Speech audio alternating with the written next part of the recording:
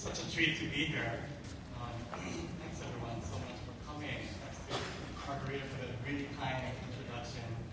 I also want to thank Sacramento State, the College of Education, all of the organizers, co-chairs, Jerry Porter and Dale Allen.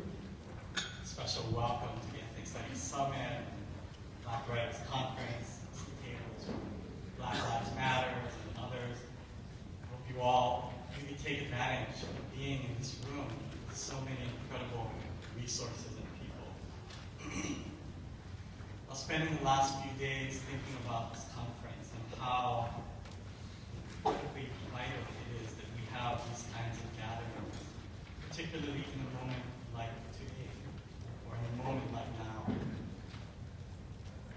A moment when, as we heard from the president, you turn on the television and you hear in the media, you hear from the top leaders of our country that we're really in sort of a moment of crisis, a moment of constitutional crisis regarding a democratic society, a moment of kind of crisis of a corporatocracy, right, where the corporate state is taking over and leading to even greater global insecurity. It's a moment of the building, or really the defending, in a period of decline of the American empire. And perhaps most notably, it's a moment when civil liberties are under attack for so many groups, such as refugees and undocumented immigrants, Muslims and Jews, women, people of color, the working poor, people with disabilities, transgender, lesbian, gay, bisexual, queer people.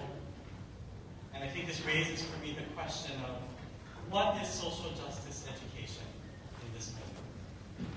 So that's really the question that I'm going to be trying to answer or grapple with. Is in this particular moment, what should social justice education look like? What is our responsibility as educators, as future educators, as teacher educators, or just as educational advocates?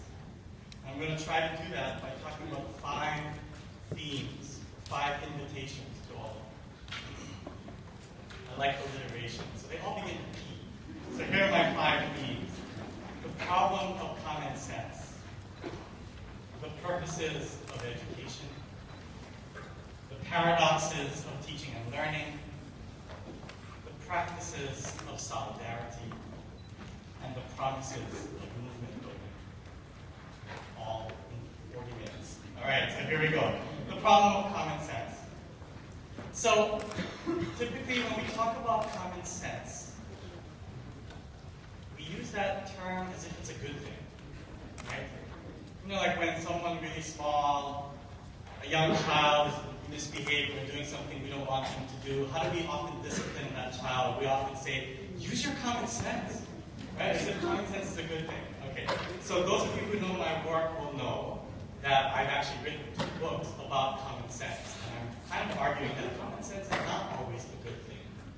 Common sense might actually be the very thing that's preventing us from seeing what the problems are and coming up with better solutions. What's an example? So about 100 years ago, it was kind of commonsensical to say that girls should not get too much education. And indeed, about 100 years ago, girls either weren't going to school, or they were maybe going up to around 5th grade. Okay, so why was that? Well, some people believe that women belong in the home. Some people believe that women would compete with men for jobs. But some of you know, especially those of you studying the history of education, you may know that there was kind of a science of the time that was telling us something like this. The mind is connected to the body. If you mess up with one, you might mess up the other. So if girls got too much education, they might go crazy. They might become physically ill, or they might even become infertile. I know. So some of us today were like, what?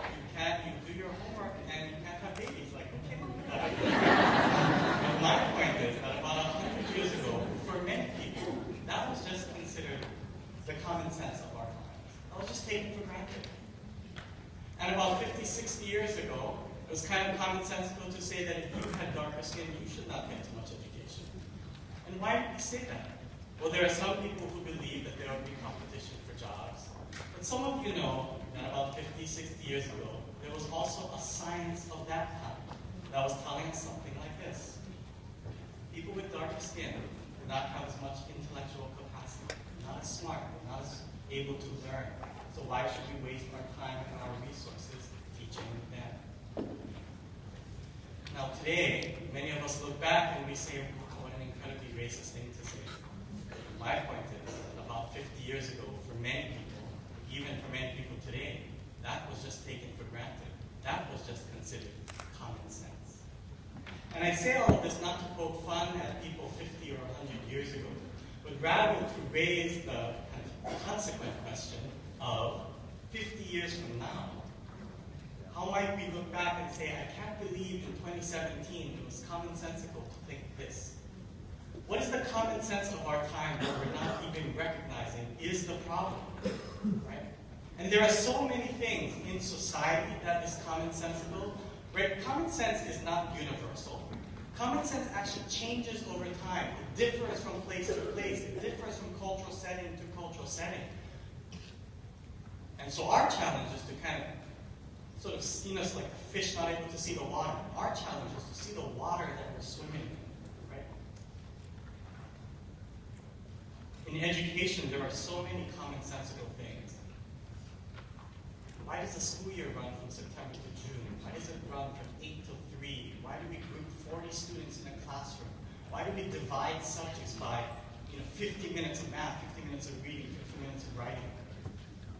Is this how schools look around the world? No, actually it isn't. Is this how schools have always looked in this country? No, actually it isn't.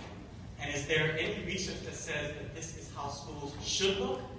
Actually, there isn't. Right? These are not backed in research. These are historical products that emerge over time to become the common sense. Our job is to question them, not to merely reinforce it. I like to make the argument that education is not about teaching the next generation to fit into the world as it is. No, education is about preparing the next generation to imagine and create the world as it is not yet. To imagine and create the world as it could be. That is what education should be about. And that is our challenge. And that gets to my second point about the purposes of education. Why do we have schools? My question here is not education of what, but education for what. So I'd like to begin talking about the purposes of education by talking about how we commonly talk about that, how we commonly answer the question, right? And we commonly say that schools are supposed to be providing equal educational opportunity. They're supposed to be leveling the playing field. They're supposed to be preparing everyone to succeed. Okay, this might be the purposes of education. You all probably know that that was never the intention early on. And that has never really been how public education has functioned in this country. In other words, the purpose or the goal might be equal educational opportunity, but the function, what schools actually accomplish, is something quite different. Right? Schools in this country were created for only the most elite. And as we were forced to integrate more and more, we just came up with more and more ways to sort and divide students. Right? The purpose might be equality, but the function has historically been to sort. Now, as we look throughout time, we should ask ourselves, how have we differently defined the purposes of schools? I was at a conference just recently where the keynote speaker began by saying, well, we all agree, right, that schools are meant to prepare people to succeed in the economic kind of marketplace, to be successful economically. So I'm going to spend my lecture telling you how schools can better prepare people for their careers. And at the end of this keynote, everyone stood up and gave him a standing ovation. And I thought, what are you all doing? Like, sit down. Like, that's not the goal. That's not certainly the only purpose of education, right? So let's look throughout time to see how we differently define the purposes of schooling. Commonly think it's about academics. Yeah. When we first created schools, however, as important, if not more important than academic education, was what? It was actually moral and social education. It was preparing people to fit into the society as it was emerging. During the Cold War, how were we talking about education? It was actually about competitiveness, right? It was about kind of being able to educating the next generation so that the U.S. can kind of beat out other countries, right? Particularly the emerging communist countries. No Child Left Behind in the early 2000s. How were we defining the purposes of schooling? You all have heard this phrase before, right? College and career readiness. This really took root in No Child Left Behind, but it actually had roots a little bit before. So, and now sometimes we talk about education as all about being a commodity. Like those who can afford should be able to get better, right? Rather than as a public good. Something that everyone should be able to benefit from. Now, I like to contrast all of these purposes with another very old way that we talked about education in this country. Post-abolition, in other words, after the Civil War, and a century later in the middle of the Civil Rights Movement, how were certain people talking about education? They were not saying it was about getting you ready for a job. They were not saying it was about being able to beat out other countries. They were not saying it was about moral and social education. They were actually saying that education should be about freedom. Education is for liberation. Education is for resistance. Education is for transformation. And sometimes we lose sight of these histories, and sometimes we lose sight of these fundamental debates in our society about what schools should be for. We need to dive into this contradiction. Our job as educators is to grapple with this tension between what we say we want schools to be accomplishing and what schools have historically accomplished. There are many people who say, wow, schools have been failing all along, right? The achievement gap, for example, has lasted for decades. Maybe schools aren't working. Maybe we should give up on public education. My response is to say, no, actually, we should do the exact opposite. That public education has historically been a site of struggle.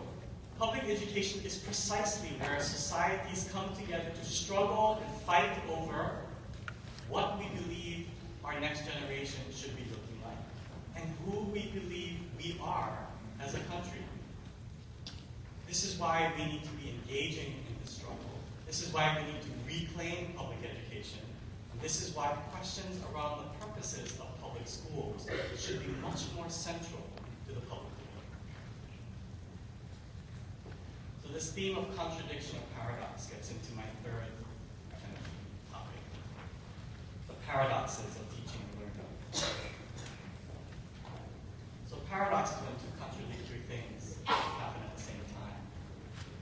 And I'm reminded of, for decades, people who are critical of multicultural education.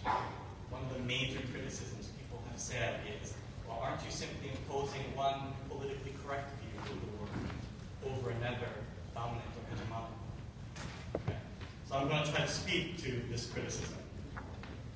There is a trend today in education that's called competency-based education. How many of you have heard of competency-based education? Okay, great. So let's talk a little bit about this.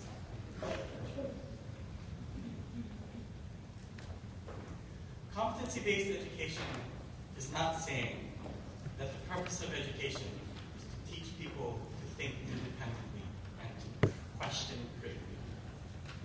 Competency-based education is based on the idea that I should say ahead of time, here are the knowledges and skills that students should be developing, that students should be able to demonstrate. And so my job is to certify whether or not you have those knowledges or skills. Right? It's why there are, some of you have heard of for-profit colleges, right? Especially on some of these online schools. It's possible to get your bachelor's in about 3 months for some of these programs. Why? Because their job isn't to have you take years and years of courses. It's not the experience that is at the heart of competency-based education. It's certification. Their job is to say whether or not you have acquired the knowledges and skills that they believe you should have. Competency-based education is a great example of what Paulo Freire has called banking education, right? Where our job is to say ahead of time what everyone should be getting, and then to somehow either give it to you or to certify that you have it, right? It's like depositing money in a bank, right? Banking education, okay? That's contrast that with one of my favorite movies, The Matrix. All right? So, The Matrix, how many of you have seen The Matrix? I know it's kind of old. Some of you might be thinking, Matrix, what is that? Yeah. So let's talk a little bit about The Matrix, right? So, Matrix, set in the future, right? It starred Keanu Reeves. I don't think I'm going to give away the ending because, hopefully now you'll all watch this movie. I think it's very interesting, right? So it's set in the future. Computers, machines have taken over the world. Machines need power to run, right? So what are the batteries? What's the power source for machines? It's human bodies, right? There's a scene, right, where there's like billions of human bodies all in these little capsules, right? And most of us wouldn't volunteer to go into a coma so that we could be a battery for a machine. Like, I would choose to do that. So machines have to somehow get us to do that. How do they do that? Well, they link our heads to a computer simulation program. And they get us to think that we're actually living several decades in the past, in the 1990s. Is that when The Matrix came out? All right, 1990s. Okay, so they get you to think that you're living in the 90s, even though really it's several decades in the future. Okay? So, there's the scene of the blue pill, red pill choice. You all remember the blue pill, red pill choice? So the blue pill, red pill is when Keanu Reeves' character is given his choice. Right? You can either take one pill, I don't remember the color, so I'm going to make it up. You can take the red pill, and this means you go back to sleep, and you go back into the coma, and you continue to think that this is the real world. Okay? Or you can take the blue pill.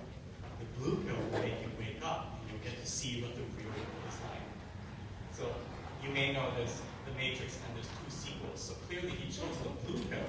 And he woke up so that he could join the battle against the machines, right? So when he wakes up, he has to learn what the real world is like. He has to learn that what he thought was the real world was really an illusion. And it was a kind of a pretty illusion that masked the oppressiveness of the real world. So the real world is much more oppressive, right? You're living in hiding from the machines. It's dark, it's gross, you're kind of eating slop for food, right? And you're constantly afraid that you're going to be attacked by machines. This is the real world, right? And there's this scene, I don't know if you all remember this one scene, where he's getting so upset as he learns what the real world is like, that he kind of stumbles back, falls to the ground, and throws up. This, to me, is an illustration of one of my favorite theories in education called learning through crisis. Learning through crisis is based on the idea. There's 4 parts of this theory. Number 1, learning involves unlearning. Students don't walk into our classroom as empty slates or empty glasses where our job is to simply give them knowledge. Students walk into our classrooms with their heads filled with information. Much of it is wrong. So when we teach something, we actually have to get them to unlearn something in order to learn something. Right? Here's a really good example. Common sense tells us that if you watch my hands, common sense tells us that this is addition. This. So many people might think that 2 plus 2 is 22. That kind of makes sense. So you have to actually get them to unlearn that in order to learn that 2 plus 2 is actually 4. Or if you look across at the horizon, the world looks flat. Right? You have to unlearn that in order to learn that the world is round. This is happening all the time in education. Learning always involves some kind of unlearning. And just as a side note, if you don't grapple with the reality that students come to your classrooms already knowing a lot, you're going to have a really hard time trying to teach. Right? Here's the second part of this theory. Unlearning can make us uncomfortable. I like picking up a book and saying, oh, see, I always thought that was true. And look, Jenna Porter says that that's true, right? I don't like reading a book and saying, oh, wow, now I realize that I was wrong all the time. Like, who likes, it's like going into a lecture. How many of us like to sit in a lecture where you start to learn that you were wrong all the time? Most of us don't like that, right? Unlearning can make us uncomfortable. All right, third point of the theory. When we're uncomfortable, we often resist. When I'm uncomfortable, I don't sit there and say, you're making me uncomfortable. Tell me more and make me more uncomfortable. That's not usually my response. My response is usually, I'm kind of uncomfortable. I need you to stop talking. Right? Discomfort often makes us resistant to this peaceful form of hope. Real education must address resistance.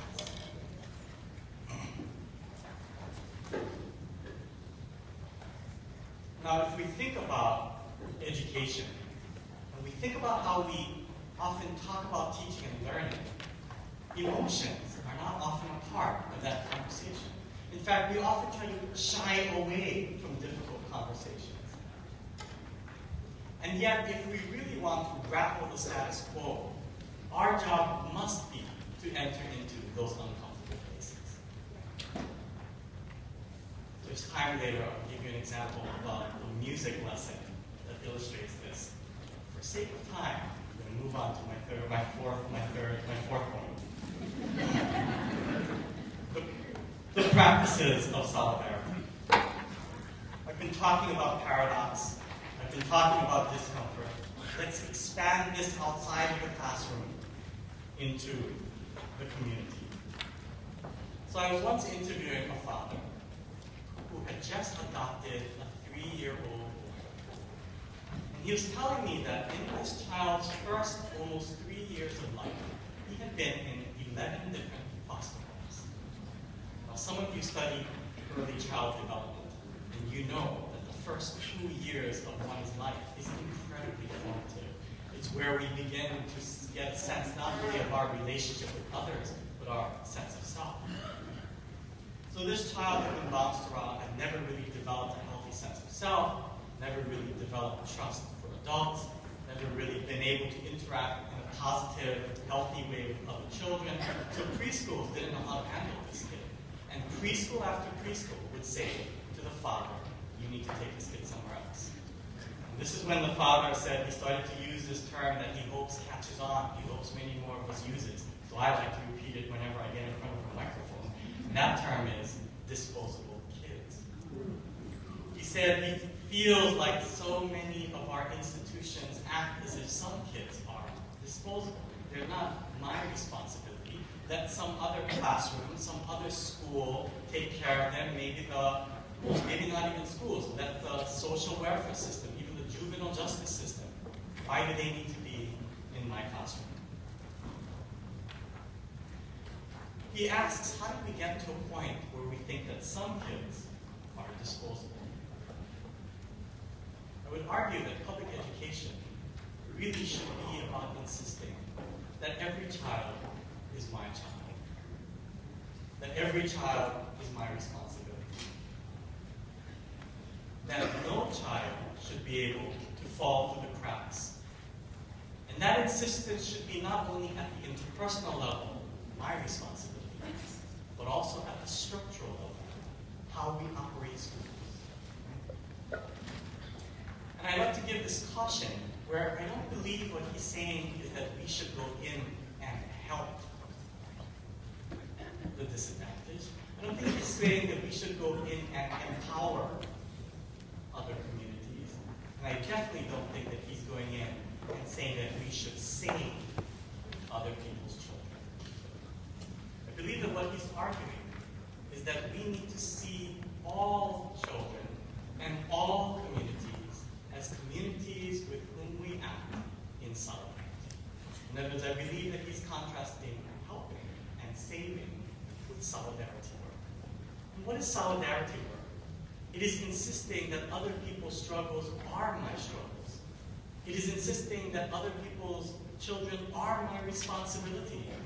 It is insisting that everyone's liberation is tied together, and that I have a personal invested role in addressing that. I'm reminded of one of my mentors who once said, how dare you call yourself a public school teacher?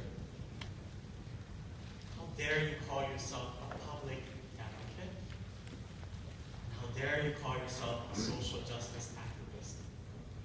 If you're not willing to be a champion for those whose differences make you the most uncomfortable,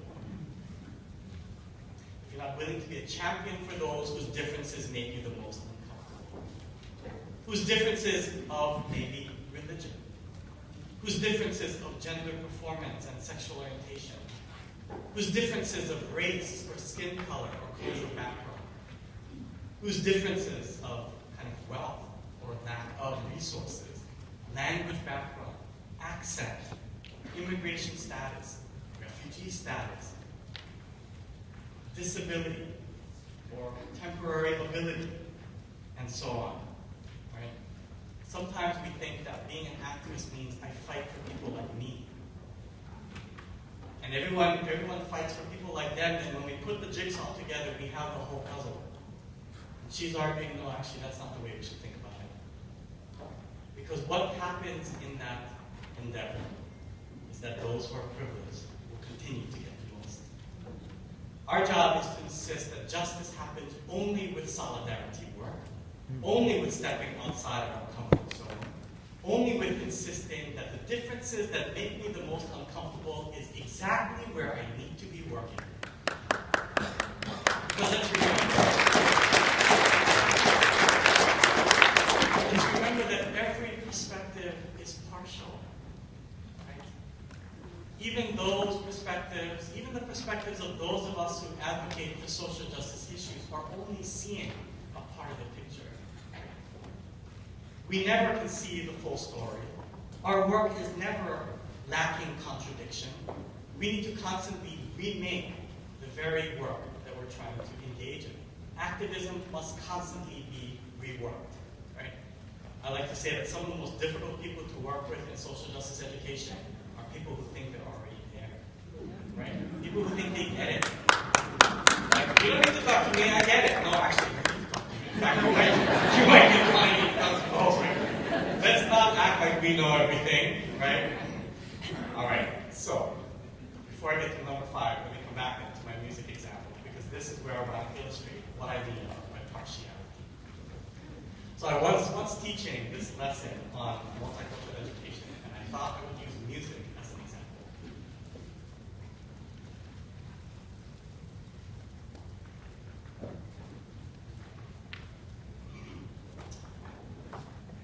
Just realizing I have the same outfit as the one in the programs. So that is easier.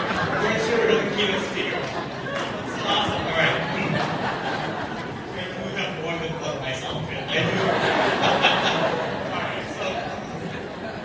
All right. So distracting, right?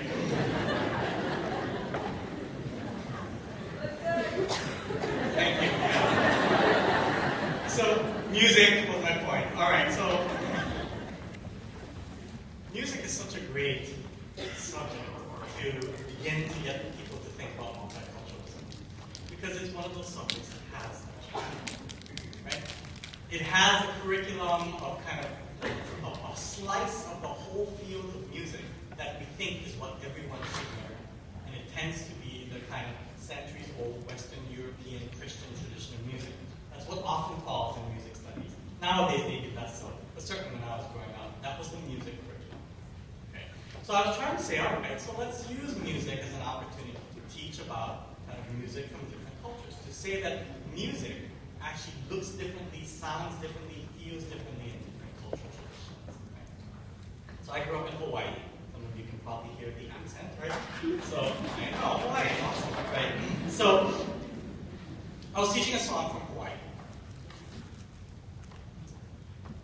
So we learned the beginning of this song, and I asked people to engage in this activity with me. I wanted them to brainstorm all the stereotypes, all the stereotypical images that come to mind when you think of the words Hawaiian music, Hawaiian culture. So many of the things that we brainstormed are likely the things that we in this room would brainstorm. Things like Waikiki Beach, and coconut trees, and the grass skirts, and hula dancing, and volcanoes, pig in the ground, the luau's, things like that. Stereotypical images of foods, festivals, and landscapes. I asked people to picture these images as I sang the beginning of the song, and to ask yourself what meanings or feelings come up when you put those two things side by side. I then went on to tell them a little bit of history of Hawaii. Some of you may know Hawaii is the 50th state in this nation, right? And it used to be its own nation. It used to be a Hawaiian kingdom. There are 8 major islands in the Hawaiian chain. Each had been ruled by different chiefs until around the beginning of the 1800s when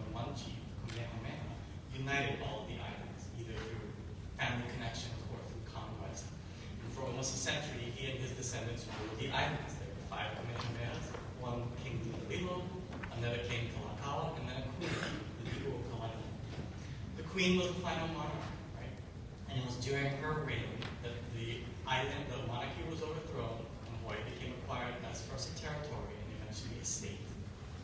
Now, many people know of the central role in that overthrow played by businessmen and military leaders from the United States. Businessmen because of the rich natural resources being exported at the time. Military leaders because Hawaii is smack dab in the middle of the Pacific Ocean.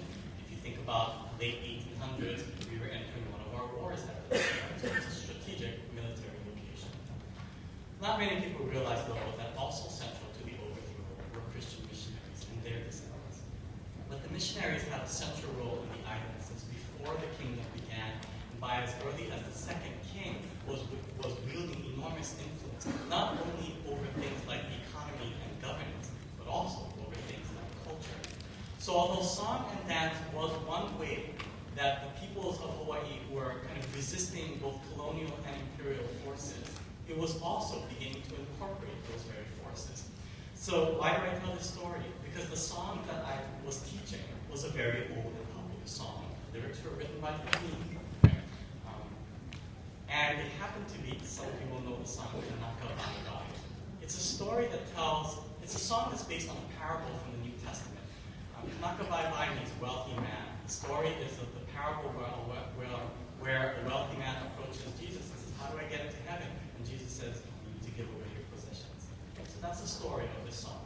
What I ask people to do is to picture the translation of the song, to picture this history of the monarchy and the overthrow as you listen to the exact same song, and to ask yourself where the different meanings and feelings come up when you put side by side very different images but with the same song. And as you might imagine, almost everyone said afterwards, oh yeah, that song actually felt differently. Right? I felt more sad, or I felt more angry, or I felt more guilty, or I felt more betrayed.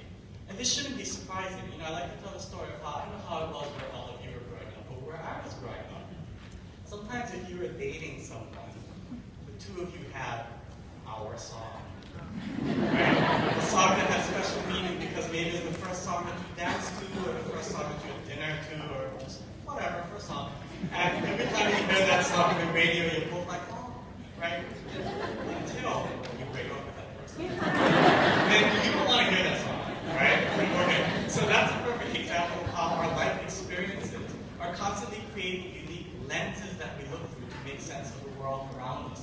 And these lenses can be colored by our childhood background, our cultural upbringing, our educational experiences, our professional training. It's why we can listen to the same song at different times in our lives and respond very differently. It's why two people can walk into the same movie or even the same lecture and respond very differently. It's also why when we teach, the lens matters.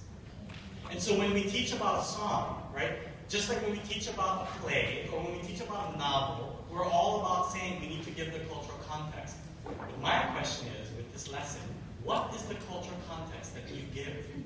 I can give a cultural context that's 100% accurate, that's about the foods, festivals, and landscape of Hawaii.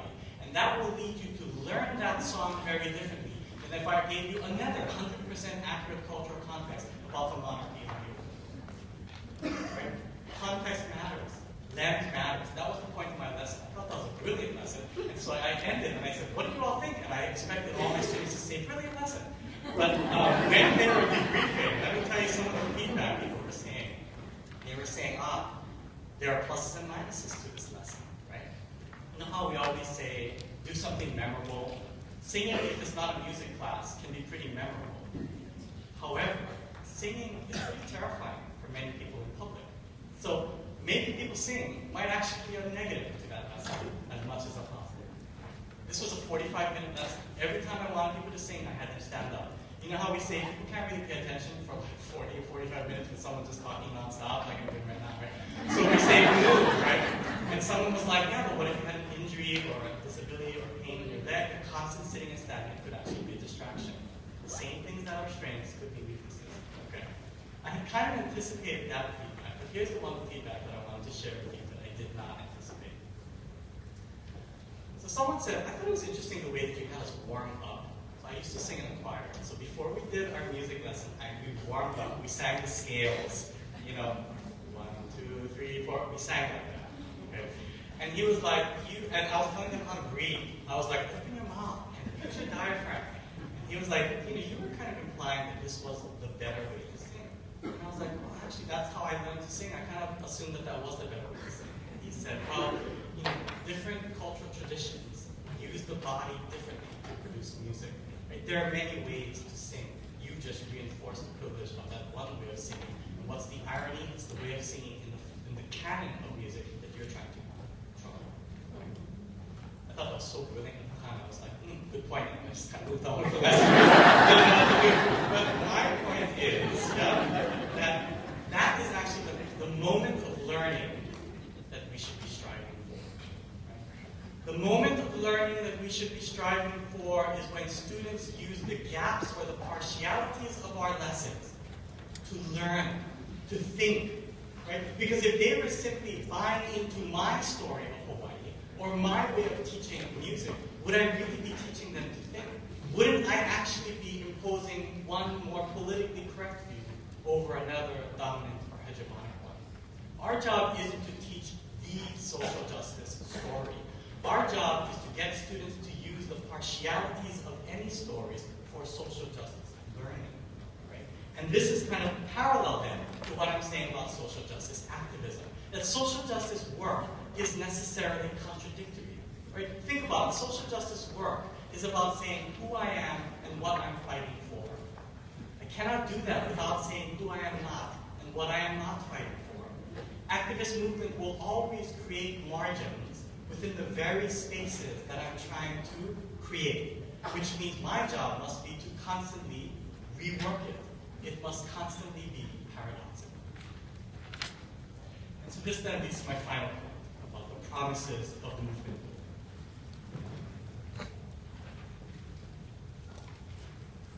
I think it's easy to say in this moment, there are some horrible things going on. This is the worst time that we've seen in our country. Some of these leaders are so problematic. A lot of that is true. But let me tell you why I'm bringing this up. Because I think we need to remember that this is not really a 180-degree turn from where we've been. The racism, the misogyny, the attacks on any differences permeates our nation and has done so since the beginning. And when we act like things were great before, we give ourselves permission to remain complacent with the pervasiveness of these oppressions. Right? Whether we have a problematic leader or one that we actually like, social movements are no less vital.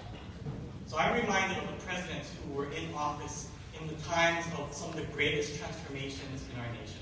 Not great as in positive, but great as in substantive, right? Some of these are positive. Lincoln, during the time of abolition. Franklin Roosevelt, during the time of kind of the New Deal. Lyndon Johnson, during the time of the Civil Rights Movement. And Ronald Reagan, during the time of the Conservative Revolution. What we need to remind ourselves of is that none of these presidents alone were responsible for these transformations. Behind them were very powerful social movements, right? Pushing the presidents to do the right thing or the wrong thing, right? Lincoln had the abolitionists. Roosevelt had the left populist and new labor movements. Johnson had the civil rights movement. Reagan had the conservative movement. What is the movement of today that will force our leaders to move in the right direction? What is the movement that will show that we own this process? Right? One of the most problematic things we can do is say, now we got a great leader, I can sit back and let that person. That's how you set up a leader to fail, actually, is when there isn't a movement behind them to insist that we move in the right direction. Right? And what makes a movement powerful? Let me end with this point. movements are not powerful because they only change policy. Movements are powerful because they change public consciousness. What made the civil rights movement powerful? When we talk about the civil rights movement, we often talk about the kind of landmark successes, like Brown versus Board of Education, like the Civil Rights Act and the Voting Rights Act and so on, the Elementary and Secondary Education Act. Activists at the time were telling us that these successes were actually compromises. There were steps forward and there were steps back. So it cannot be the case that they alone define the power of social movements.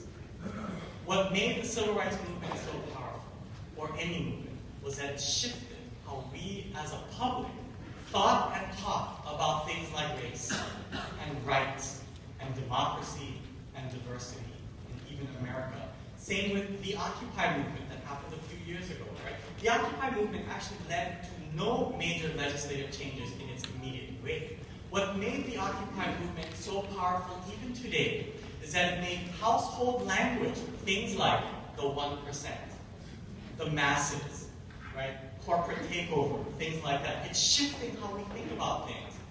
So when we think about education, we do need to think about better leaders.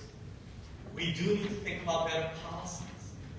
But we also need to think about the role that each and every one of us can play in shifting the public consciousness to think in much more complex, much more democratic, and much more courageous ways about the promises of public education, the responsibilities of the public, and the role that any of us can play in that endeavor. These are some of the challenges and questions and opportunities that I urge us to grapple with as we engage in this important work. I'm so thrilled to be a part of this conference, and I look forward to seeing the changes that you make possible as you embark on this. Thank you very much.